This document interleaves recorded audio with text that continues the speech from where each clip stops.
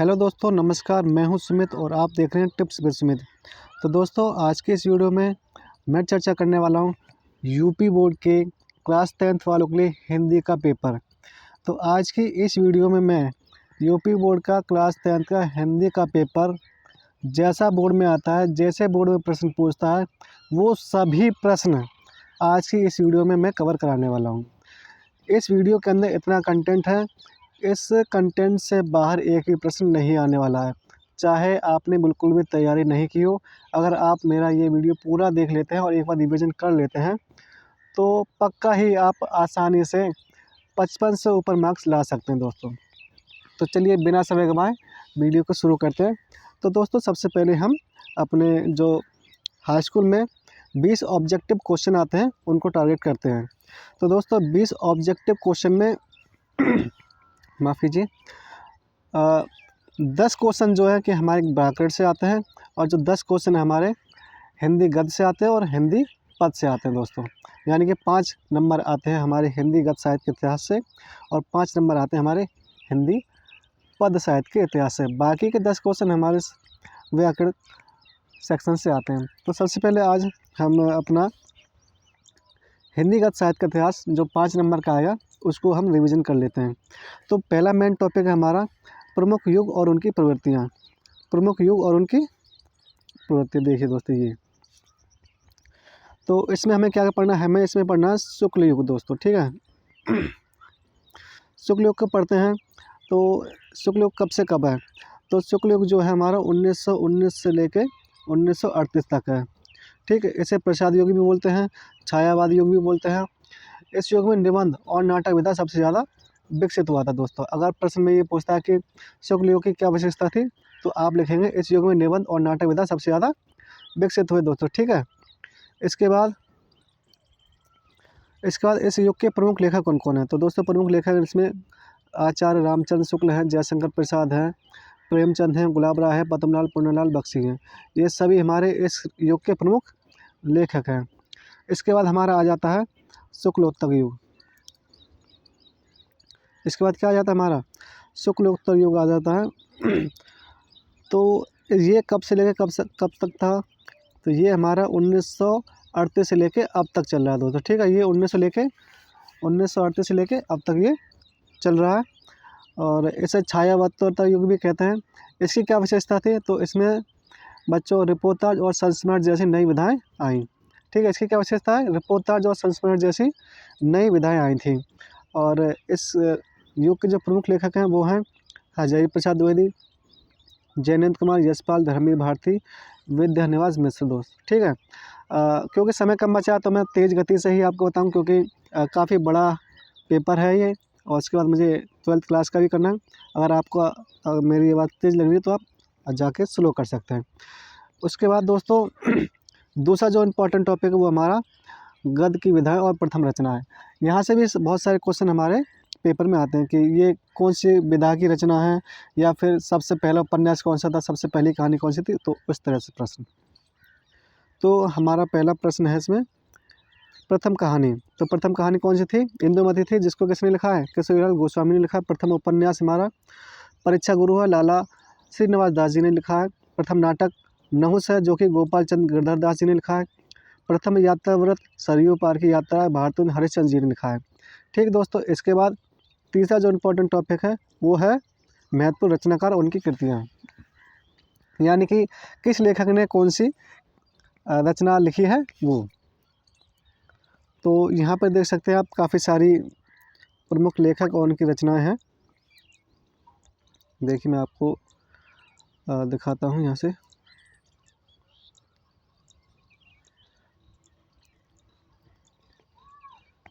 ये देखिए, यहाँ से लेके यहाँ तक आप इसको देख लीजिए पूरा। ये सारी जो है इम्पोर्टेंट रचना है, आपको इन सबको याद कर लेना चाहिए, ठीक दोस्तों। जैसे आचार्य रामचंद्र शुक्ल की कौन कौन सा इन्होंने रचना लिखी है? तो चिंतामणि है, रश्मिमांसा है, हिंदी साहित्य का इतिहास है। जयशंकर प्रसाद जी ने क्या लिखा है? चंद्रगुप्त, स्कंदगुप्त, ध्रुव स्वामिनी, कंकाल, तितली, इरावती, ये सारी चीज़ें हैं। तो आप इसको पढ़ लीजिएगा। मैं आगे बढ़ता हूँ। और उसके साथ में कोष्टक में ये भी लिखा है कि ये किस विधा की रचना है, तो इसको आप ज़रूर से ध्यान रखिए। जैसे मान लीजिए ये देखो, मुंशी प्रेमचंद जी ने पूछ की रात कहानी है, ये पूछ की रात क्या है, कहानी है। अब डॉक्टर राजेंद्र प्रसाद मेरी आत्मकथा, ये क्या है, कौन सी विधा की रचना, ये आत्मकथा। ठीक है दोस्तों, इस तरह से आप इसको फेर लीजिएगा। और थोड़ा अब आगे बढ़ते हैं हिंदी पद साहित्य के इतिहास की तरफ, जिसमें से 5 क्वेश्चन आएंगे। तो पहला जो हमारा है वो है रीतकाल। ठीक है दोस्तों, रीतकाल कब से कब तक चला है, तो रीतकाल हमारा 1643 ईस्वी से 1843 ईस्वी तक चला है दोस्तों। ठीक है, तो इसको श्रृंगार काल भी कहा जाता है। यहाँ से कवियों के नाम और उनकी राजश्री प्रकृति पूछी जाती है। ठीक है, तो यहाँ से क्या पूछा जाता है, यहाँ से कवियों के नाम पूछे जाते हैं कि रीतकाल के प्रमुख कवि कौन कौन से हैं, उन्होंने कौन कौन सी कृतियाँ यहाँ पे लिखी थी। ठीक है, आगे बढ़ते हैं।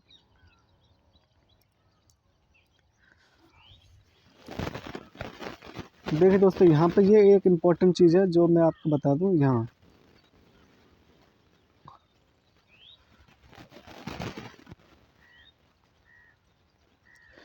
यहाँ से देखिए, देखो ये रीतिवत कवि है, रीति मुक्त कवि है, रीति सिद्ध कवि है और विररस के कवि है। यहाँ से आपको ज़रूर एक ना एक प्रश्न देखने को मिल सकता है, तो आप इसको याद कर लीजिए। तो रीतवत के कवि कौन है, केशव दास है, मतीराम, उनके पीछे एक एक रचना भी लिखी है। रीत मुक्त कवि कौन है, घनानंद है, बोधा है और आलम है।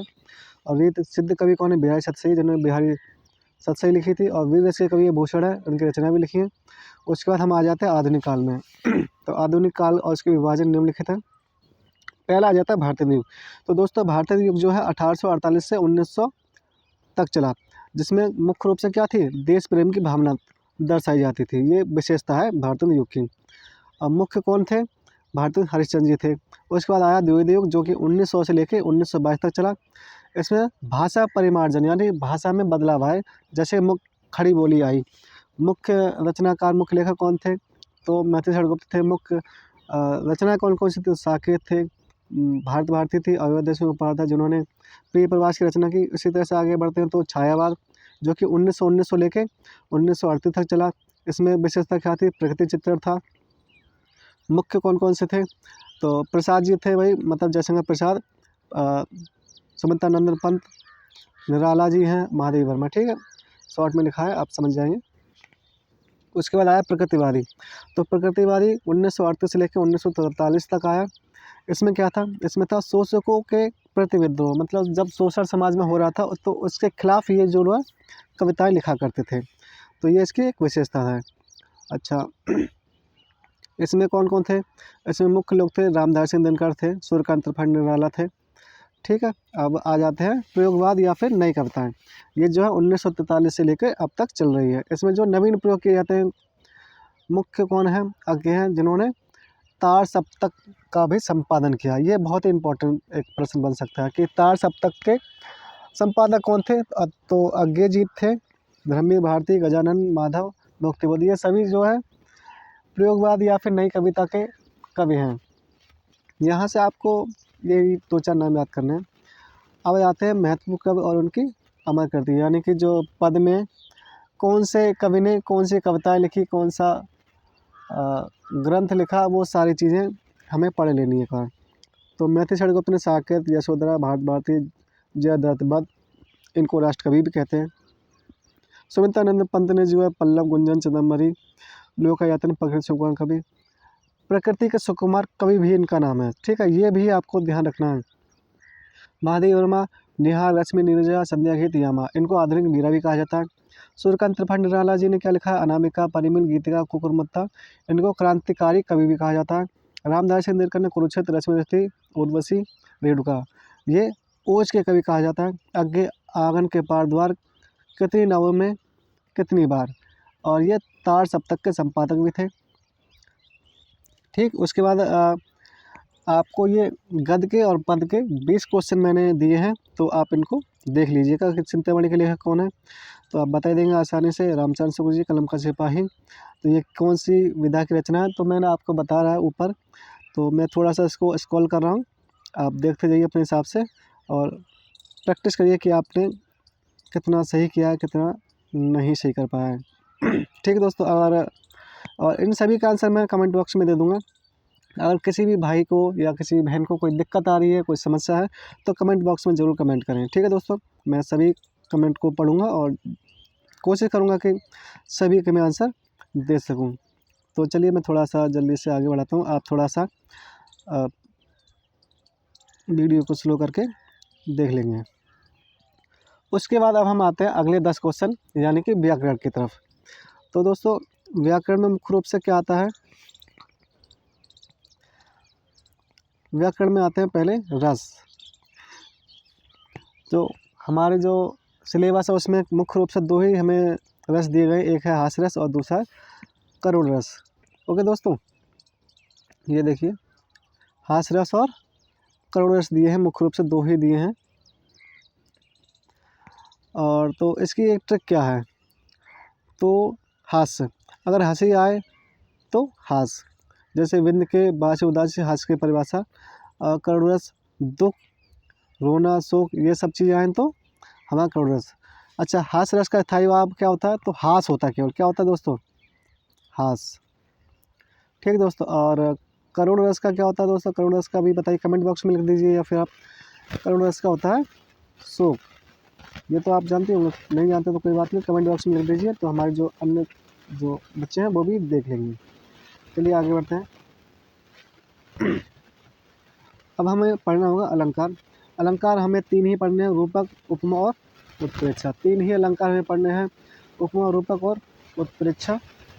तो उपमा की ट्रिक क्या है, अगर किसी भी उदाहरण में सासी से सरिस सम समान शब्द आ जाए तो हमें आंख बंद करके उपमा पे टिक लगा देना है। ठीक है दोस्तों, फिर से याद कर लीजिए, सासी से सरिस सम समान, ये अगर शब्द आ जाते हैं किसी भी उदाहरण में तो हमें टिक सीधा लगाना है उपमा अलंकार पे। उसके बाद उत्प्रेक्षा अलंकार है। उत्प्रेक्षा अलंकार में मनु, मानो, जनु, जानो, जनहु आदि शब्द आते हैं। ठीक है दोस्तों, कौन कौन शब्द आते हैं एक बार फिर से देख लीजिए। मनु, मानो, जनु, जानो, मनहु, जनहु शब्द अगर ये हमारे एग्जाम्पल मिल रहे हैं तो सीधा हमें कौन सा लगाना है, उत्प्रेक्षा अलंकार पे लगाना है टिक। चलिए आगे बढ़ते हैं।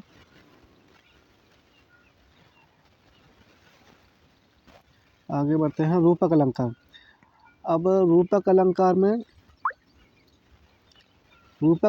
में आपको क्या मिलेगा कि उपमेय और उपमान के बीच योजक चिन्ह, यानी कि ये जो माइनस का चिन्ह है ना दोस्तों, ये माइनस का चिन्ह ये होगा, और सा और सी ये शब्द नहीं होंगे।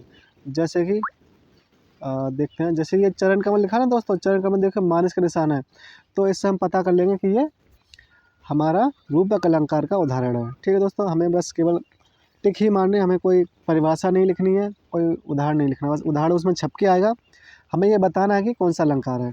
आगे बढ़ते हैं। आगे हमारा सोरठा और रोला। ठीक है, ये भी हमारे आते हैं, इसकी परिभाषा नहीं पूछता, इसकी बस केवल हमें ऑब्जेक्टिव टाइप क्वेश्चन पूछता है, तो ये भी हम बता देंगे। इसकी ट्रिक क्या है सोरठा की, इसके पहले और तीसरे चरण में 11-11 मात्रा होती है, ये दोहे का उल्टा होता है। और रोला यह एक सम्मातिक छंद है, इसके प्रत्येक चरण में 24 मात्रा होती है। बिल्कुल सेम टू सेम इसी तरह से ही पूछेगा कि किस में सब कौन सा सम्मातिक छंद है, किस में पहले और तीसरे चरण में 11-11 मात्रा होती हैं, ये सारी चीज़ें। ठीक है, अब बढ़ते हैं आगे। उपसर्ग। तो दोस्तों उपसर्ग जिस शब्द के आगे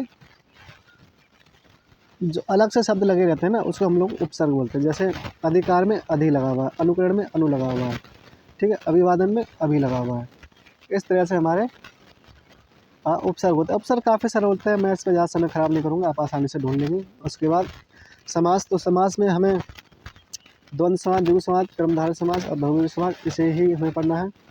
द्वंद्व समास की क्या पहचान है दोस्तों, द्वंद्व समास हम कैसे पहचानेंगे, तो इसकी एक बेहतरीन ट्रिक है।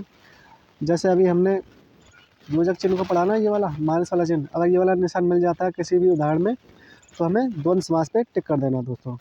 ठीक है, अब द्विगु समास। द्विगु समास हम कैसे पहचानें, जिसका पहला पद संख्यावाचक हो, यानी कि पहला पद में गिनती आ जाए 1 2 3 4 5, या फिर संस्कृत में 1 2 त्रिक। जैसे कि आप एग्जाम्पल भी देख सकते हैं इसमें, एग्जाम्पल जैसे चौराहा, त्रिफला, ये सारे अगर पहले जो शब्द हैं उसमें अगर तुम्हें लग रहा है कि गणित के कुछ शब्द आ रहे हैं तो सीधा हमें लगा देना द्विगु समास। ठीक है दोस्तों, उसके बाद है कर्मधारय समास, जहाँ विशेषण हो और अर्थ लिखे, जैसे नीला, नील कमल, नीला है कमल जो, इसमें जो पहला वाक्य जो है विशेषण होगा और दूसरे वाला संज्ञा होगा। ठीक है दोस्तों, तो इसको भी हम पहचान लेंगे आसानी से। अब बहुव्रीहि, बहुव्रीहि में क्या है दोस्तों, तीसरा अर्थ लिख रहा है। जैसे लंबोदर, लंबी है उधर जिसकी अर्थात किसकी है, गणेश जी की। पीताम्बर, पीले है अंबर यानी कि वस्त्र, यानी कि पीले है वस्त्र जिसके, कौन पहनता है पीले वस्त्र, कृष्ण जी पहनते हैं। दशानन, 10 है मुख जिसके, अर्थात रावण। तो इस तरह से हम अपने बहुव्रीहि समास को पहचान सकते हैं। उसके बाद दोस्तों तत्सम और तत्सम शब्द पूछता है। तो ट्रिक क्या है, तत्सम शब्द कैसे पहचानें। तो तत्सम शब्द क्या होते हैं, संस्कृत के शब्द होते हैं, कठिन शब्द जो हों वो तत्सम शब्द हैं। और तद्भव क्या है, जो सरल भाषा में हो, जो फिलहाल चल रहे हैं आजकल जो हम लोग यूज करते हैं, वो जो है हमारे कौन से शब्द हैं। तो दोस्तों जैसा कि आप जानते हैं तत्सम कौन से शब्द हैं, तत्सम हमारे संस्कृत वाले शब्द होते हैं, जो कठिन शब्द होते हैं, जो पुराने समय में चला करते थे। और तद्भव, तद्भव जो है अब नए ज़माने जो चलते हैं उसको हम तद्भव शब्द कहते हैं। जैसे अग्नि, पहले अग्नि बोला करते थे और अब आग बोलते हैं। पहले दुग्ध बोला करते थे, अब दूध बोलते थे। इस तरह से हम लोग पहचान लेंगे। मैंने आगे कुछ प्रश्न भी रखे हैं इसके ऊपर, तो चिंता ना करिए, आगे आप पढ़ते रहिए, सब कुछ मिलेगा आपको। पर्यायवाची शब्द भी पूछता है, ठीक है। और वाक्य का स्वरूप, ये एक नया टॉपिक जोड़ा गया है नए सिलेबस में। तो वाक्य जो है हमारे 3 प्रकार के होते हैं, सरल वाक्य, संयुक्त वाक्य और मिश्र वाक्य। ठीक है, रचना के आधार पर ये पूछता है सवाल कि रचना के आधार पर वाक्य कितने प्रकार के होते हैं, बहुविकल्पी में आते हैं। तो 3 प्रकार के, सरल वाक्य, संयुक्त वाक्य और मिश्र वाक्य। तो सरल वाक्य में क्या होता है, एक ही क्रिया होती है। संयुक्त वाक्य में, संयुक्त वाक्य 2 या 2 से अधिक वाक्य होंगे, उसमें और शब्द आ सकता है बीच में, किंतु शब्द आ सकता है, परंतु आ सकता है, या फिर या शब्द आ सकता है। ठीक है, इन सभी शब्दों से जुड़ा हुआ हो सकता है दो वाक्य। मिश्र वाक्य कैसे कहेंगे, जिसमें की शब्द आ जाए, या फिर जो शब्द आ जाए, या फिर क्यों की आ जाए, या फिर जब तक आ जाए। अगर इन शब्दों से किसी कोई 2 वाक्य जुड़े हुए हैं तो वो मिश्र वाक्य हमारा। 9वां है वाच्य। तो वाच्य में किस तरह से प्रश्न आता है, तो वाच्य में पूछता है कि कृतवाच्य क्या है। तो कृतवाच्य में क्या होता है, कर्ता प्रधान होता है, यानी कि मुख्य कौन होता है, कर्ता होता है। कर्मवाच्य में, कर्मवाच्य में क्या होता है, कर्ता के बाद के द्वारा या से आए। जैसे राम के द्वारा पुस्तक पढ़ी गई। ठीक है, इसमें क्या शब्द आ रहा है, के द्वारा या फिर से शब्द आ जाए तो हम पहचान लेंगे ये कौन सा है, कर्मवाच्य, यानी कि दबाव किस पर जा रहा है, कर्म पर जा रहा है। भाववाच्य में क्या होता है, क्रिया प्रधान होती है। भाववाच्य में क्या होता है, क्रिया प्रधान। कुल मिला के समझ गए ना, कृतवाच्य में कर्ता, कर्मवाच्य में कर्म, भाववाच्य में क्रिया। ठीक है दोस्त, आगे प्रश्न है, आप चिंता ना करिए, आपको आसानी से समझ में आएगा सब कुछ। ये अभी मैं टॉपिक बता रहा था कि आपको ये सारी चीज़ें पढ़नी पड़ेगी।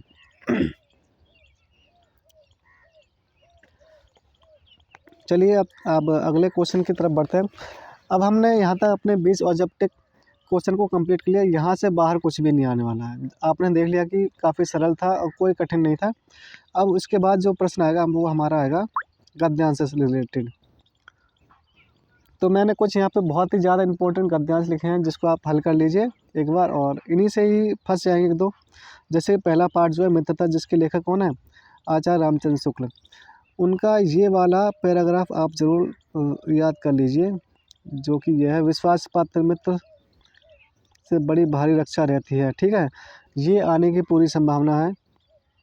ठीक दोस्तों, इसमें कौन कौन से प्रश्न हैं, तो उपरोक्त गद्यांश का संदर्भ लिखिए। तो दोस्तों संदर्भ लिखने में कोई भी मुश्किल नहीं आनी चाहिए, क्योंकि संदर्भ में केवल क्या लिखा जाता है, पाठ का नाम और लेखक का नाम। ठीक है दोस्तों, आपको लिखना कि प्रस्तुत गद्यांश हमारी पाठ्य पुस्तक हिंदी के ममता नामक पाठ से लिया गया, जिसके लेखक जयशंकर प्रसाद जी हैं। ठीक है, इस तरह से आपको संदर्भ लिख देना है। उसका दूसरा क्वेश्चन क्या है, रेखांकित अंश की व्याख्या कीजिए।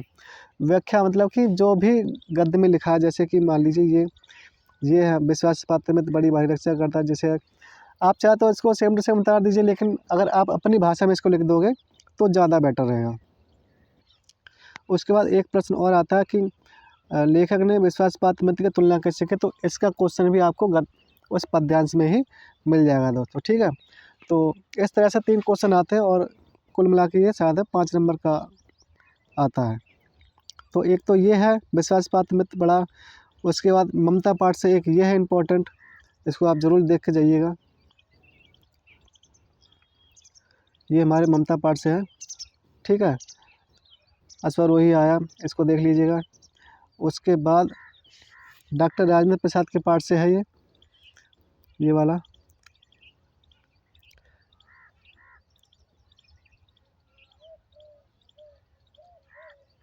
यह एक नैतिक आध्यात्मिक स्रोत है, ठीक है। तो इस तरह से मैं आपके लिए इम्पोर्टेंट लेके आया। ये थे हमारे गद्य के 3, इनमें से कोई ना कोई एक न एक आ जाएगा। उसके बाद हम पद पे आते हैं। तो पद में सूरदास के पाठ से ज़रूर कोई ना कोई आता है, ठीक है। तो सूरदास पाठ में से जैसे आया है, सूरदास ने कौन सा लिखा है? पद लिखा है। सूरदास ने कौन सा लिखा है? पद। जैसे चर कमल बंदो हरिराय जा कृपा पम गिर लांघे, तो या तो इसमें से आ जाएगा, या फिर ऊधम अन्ना भाई 10 बीज, या तो इसमें से आ जाएगा, या फिर धनुष भंग में से आ जाएगा। इन्हीं तीनों में से कोई एक आने वाला है आपकी एग्ज़ाम में। अब आप पूछेंगे कि प्रश्न कौन कौन से आएंगे, तो प्रश्न इसमें वही आते हैं जो अभी हमने गद्य में पढ़े थे, यानी कि संदर्भ आएगा, व्याख्या आएगी, और एक अलग से प्रश्न पूछ ले। तो 3 ही प्रश्न आएंगे। तो जैसे हमने गद्य में किए थे उस तरह से हम इसको भी सॉल्व कर लेंगे। मुझे लगता है इसमें अब कोई दिक्कत नहीं आने वाली। उसके बाद हम आगे बढ़ते हैं। हमारा अगला टॉपिक है, हमने गद्य के गद्यांश कर लिए, पद के गद्यांश कर लिए, अब आता है हमारा संस्कृत में। तो मैं संस्कृत के भी इसी तरह से लेकर हूँ। तो वाराणसी पाठ से 99% चांस है किसी पाठ से आने की संभावना है। तो देख लीजिए। तो वाराणसी पाठ का है ये, इसमें दे रखा है कि वाराणसी सुव्यवस्था प्राचीन नगरी, ठीक है। इसमें क्या पूछता है? संदर्भ पूछेगा आपको कि कहाँ से लेगा। तो देख लीजिए संदर्भ किस तरह से लिखना है आपको, ठीक है। इसी तरह से आपको संदर्भ लिखना है पेपर में कि प्रस्तुत गद्यांश समय पाठ्य पुस्तक हिंदी का संस्कृत खंड में संकलित वाराणसी पाठ से उद्धृत है, ठीक है। ये हमारा संदर्भ लिखना है। उसके बाद क्या करना है? हमें हिंदी में अनुवाद भी करना है इसका। जो ये लिखा है ना, इसका हमें हिंदी में अनुवाद करना है। इसको हिंदी में लिखना है कि ये क्या है। संस्कृत में लिखा है ना, इसको हमें हिंदी में लिखना है। हेडिंग डालेंगे हिंदी अनुवाद, उसके बाद इसको हिंदी में लिखेंगे। आप अपनी किताब से या फिर मॉडल में से आप इसको देख लीजिएगा। मैं बस आपको ये बता रहा हूँ कि इनके आने की संभावना ज़्यादा है, इन पे आप ज़्यादा ध्यान दीजिए। दूसरा पार्ट है भारतीय संस्कृत, इसमें से ये इम्पोर्टेंट है, ठीक है। इसके बाद हमारे श्लोक आते हैं। तो जीवन सूत्रावली से सबसे ज़्यादा इम्पोर्टेंट है, जो कि हमारा ये श्लोक है। ये देखिए, इसकी आप हिंदी याद कर लीजिए, ठीक है। इसके आने की उम्मीद बहुत ही ज़्यादा है। और उसके बाद ये वीर वीर पूज्यते का ये एक श्लोक है, इसको आप याद कर लीजिए, इसकी भी हिंदी आ सकती है। और ये मोस्ट इम्पॉर्टेंट है मेरे हिसाब से, ये इम्पॉर्टेंट कई बार पूछा भी गया, और शायद इस बार किसी न किसी पेपर में ये जरूर आएगा। सर्वे भवन्तु सुखानि सर्वे भवन्तु निरामया सर्वे भद्राणि पश्यन्तु मा कश्चित् दुःख भवेत्, ठीक है। तो इसको भी आप अपना देख लेना कि क्या है इसकी हिंदी। अगर मैं भी हिंदी इनकी बताते चलता तो फिर ज़्यादा ही डिटेल हो जाती, ज़्यादा बहुत बड़ा ये वीडियो हो जाती, इसीलिए आप देख लीजिएगा अपने हिसाब से। मैं यहाँ पे इसमें आपको पूरा इम्पोर्टेंट जो भी कंटेंट है वो आपको दे रहा हूँ, बस आपको इस हिसाब से पढ़ लेना है कि हमें ये चीज़ कवर करनी है, इससे बाहर कुछ भी नहीं आने वाला है। उसके बाद जीवन परिचय आते हैं। तो हमें कौन कौन से कवियों के या फिर कौन कौन से लेखकों के हमें जीवन परिचय याद करने हैं। तो हमें आचार्य रामचंद्र शुक्ल जी का जीवन परिचय जरूर याद कर लेना है, ठीक है। आचार्य रामचंद्र शुक्ल जी का जीवन परिचय जरूर याद कर लेना है। तो इनका जन्म 1884 ईस्वी में बस्ती में हुआ था। रचनाएं चिंतामणि, रश्मिमासा, हिंदी साहित्य का इतिहास। रचनाएं जो है ज़रूर 2-3 लिखिएगा, तो उससे नंबर आपके बढ़ जाते हैं। अगर आपको कोई जीवन परिचय लिखने में या फिर कुछ दिक्कत हो तो ज़रूर आप बेझिझक कमेंट बॉक्स में लिखिएगा, ठीक है। आचार्य रामचंद्र शुक्ल का याद कर लीजिए, जयशंकर प्रसाद जी का याद कर लीजिए, और पद में आपको सूरदास और तुलसीदास, बस इन चारों को ही याद कर लीजिए। इन चारों में से 100% आपके पेपर में एक ना एक मिल जाएगा, ठीक है दोस्तों। आपको ज़्यादा कुछ नहीं याद करना है, आप केवल इन्हीं 2 को याद करिए। आगे बढ़ते हैं हम, और अब हम आते हैं जो हमारे संस्कृत खंड से जो पाठ 2 प्रश्नों को हल करने के लिए आते हैं, तो वो हम यहाँ पे देखते हैं। तो वाराणसी पाठ से आया कि वाराणसी कस्या कूले स्थित है। तो वाराणसी किसके किनारे स्थित है? तो वाराणसी गंगाया कूले स्थित है। ठीक है, इस तरह से मैं 10 क्वेश्चन लेकर आऊँ, इन 10 में से ही आपके 100% पेपर में फंस जाएंगे क्वेश्चन। तो इन 10 को आप देख लीजिए, मैं आगे बढ़ाता हूँ, पढ़ लीजिएगा आप। वीर वीर पूज्यते वीर किन पूज्यते। ठीक है, तो इस तरह से आप देख लीजिएगा। और दोस्तों, अगर आप ये मेरी जो PDF है इसको लेना चाहते हैं तो कमेंट बॉक्स में आप अपना नंबर लिखिएगा, तो मैं ज़रूर अपना व्हाट्सअप नंबर लिखिएगा सब दोस्तों। ठीक है, तो मैं आपके व्हाट्सएप पर ये PDF आपको भेज दूँगा। ठीक है, इस तरह से 10 क्वेश्चन थे ये, इन्हीं 10 में से आपके 1-2 क्वेश्चन आ जाएंगे। उसके बाद अब हम बढ़ते हैं निबंध और पत्र लेखन पे। इससे पहले दोस्तों हमारा एक टॉपिक छूट गया, वो है खंड काव्य। तो खंड काव्य में कर्ण खंड काव्य हमें करना है, जिसमें हमें कर्ण का चित्रण कर लेना है याद, और रंगशाला में कर्ण, कवच कुंडल दान, इनको आप याद कर लीजिए। ठीक है, रंगशाला में कर्ण और कवच कुंडल दान, हो सके तो एक और याद कर लीजिए, माँ बेटा। ये काफ़ी इंपॉर्टेंट सर्ग हैं, ये ही पूछता है। और अगर ये इनमें से आप नहीं याद करना चाहते तो आप कर्ण का चरित्र याद कर लीजिए, कुंती का चरित्र याद कर लीजिए, और श्री कृष्ण का चरित्र याद कर लीजिए। जो भी आपको सही लगे वो आप याद कर लीजिए, यही पूछता है, कुछ नहीं आता इसके अलावा। निबंध और पत्र लेखन में कौन कौन से इंपॉर्टेंट है, तो देखिए निबंध में कौन कौन से इंपॉर्टेंट है। देखो निबंध में देखो प्रदूषण की समस्या, ठीक है, ये सबसे ज़्यादा रिपीट होता है। उसके बाद विज्ञान, वरदान या अभिशाप, ये सबसे ज़्यादा आता है। उसके बाद बेरोजगारी की समस्या, ये भी आता है। और बेटी बचाओ बेटी पढ़ाओ, ये चारों मोस्ट इम्पॉर्टेंट टॉपिक है, जो घूम फिर के किसी न किसी में आते ही रहते हैं। ठीक है दोस्तों, अब आगे बढ़े।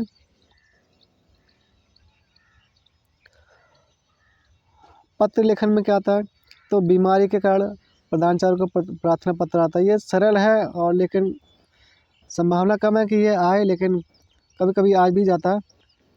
लेकिन ये जो इम्पोर्टेंट है ये आप ज़रूर कर लीजिए, देख के जाइए अपने मॉडल से या फिर अपने जो भी नोट्स बनाए उसमें से, कि अपने क्षेत्र में व्याप्त गंदगी की साफ सफाई हो तो नगर निगम नगर पालिका अधिकारी को शिकायती पत्र, ये इम्पोर्टेंट है, ये ज़रूर आपके उसमें आ सकता है। ठीक है, और फीस माफ़ी के लिए भी आ सकता है। तो जितने भी इम्पोर्टेंट टॉपिक थे और जितने भी आपके हाई स्कूल में प्रश्न पूछे जाते हैं, परीक्षा में प्रश्न आते हैं, वो सारे हमने टॉपिक इसमें कवर कर लिए दोस्तों। अगर आपको वीडियो में कहीं पे कोई समस्या आई हो या फिर कोई ऐसा प्रश्न रह गया हो या कुछ आप पूछना चाहते हो, तो ज़रूर ही आप कमेंट में ज़रूर ही पूछिएगा। और अगर आपको किसी को ये PDF चाहिए तो अपना कमेंट में अपना नंबर लिखिएगा, या फिर मैं अपना ही नंबर लिख दूँगा, आप उस पर मैसेज करिएगा और मैं आपके पास ये PDF भेज दूँगा दोस्तों। आशा करता हूँ कि आपको ये वीडियो अच्छी लगी। अगर आपको ये वीडियो अच्छी लगी तो मेरे चैनल को सब्सक्राइब ज़रूर करें, शेयर करें, और ऐसे ही इंटरेस्टिंग वीडियो को पाने के लिए लाइक शेयर ज़रूर करें। धन्यवाद दोस्तों।